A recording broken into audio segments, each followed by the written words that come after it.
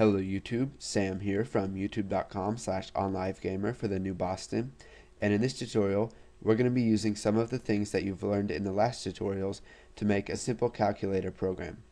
So let's go ahead and get started. We're going to go ahead and get some space down here in our main sub, and we're going to prompt the user to input a value. So we'll use console.writeLine.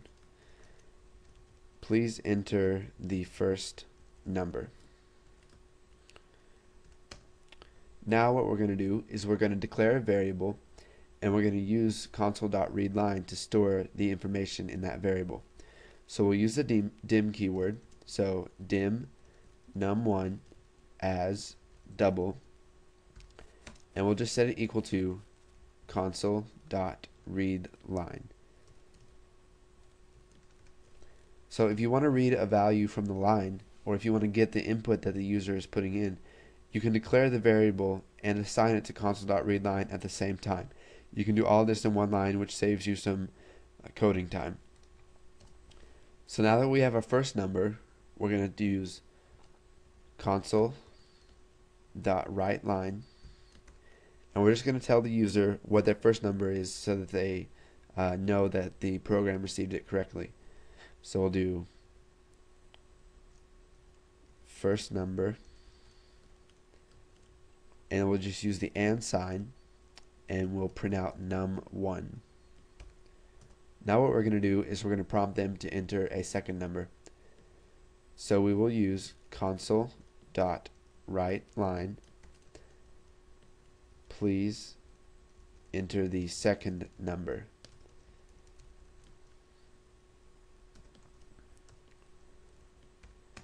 Now we're going to create another variable.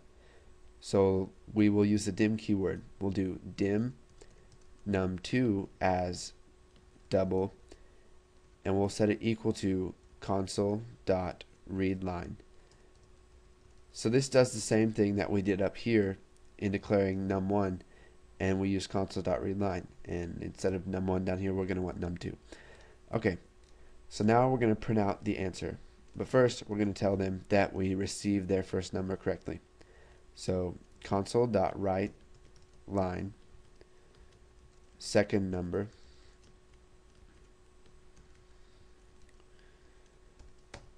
and now we're going to create a third variable.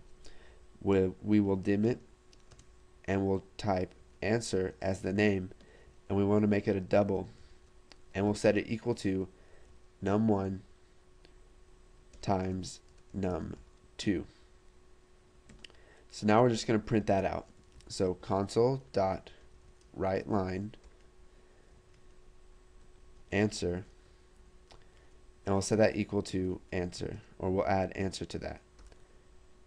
And we need to use the and sign right here. So now if we run this program, it'll say please enter the first number.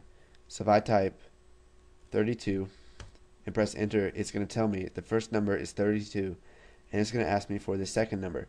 So let's do 45, and you can see it closed on us right there. So we need to add console.readLine.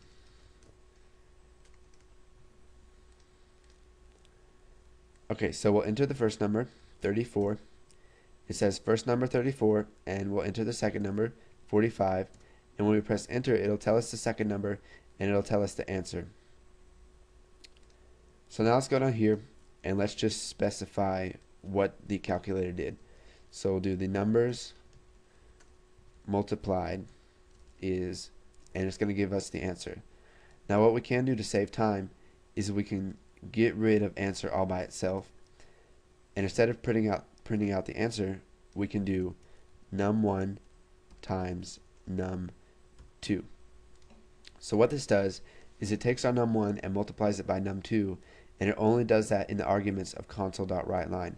So it's not stored as a variable, it's just going to print out that number, and then it's not going to save it anywhere. Now you can choose which one you want to do. If you want to use answer later on, then I would suggest declaring that variable and storing it in there, because if you want the answer later on and you didn't declare a variable for it, you won't be able to get the answer, because the only time that you have the answer printed out on the screen or stored anywhere is when it writes this line and it multiplies them together. So you can go ahead and play around with it. You can make it multiply, you can make it divide, you can make it add, whatever you want. And then once you've got that nailed down, move on to the next tutorial.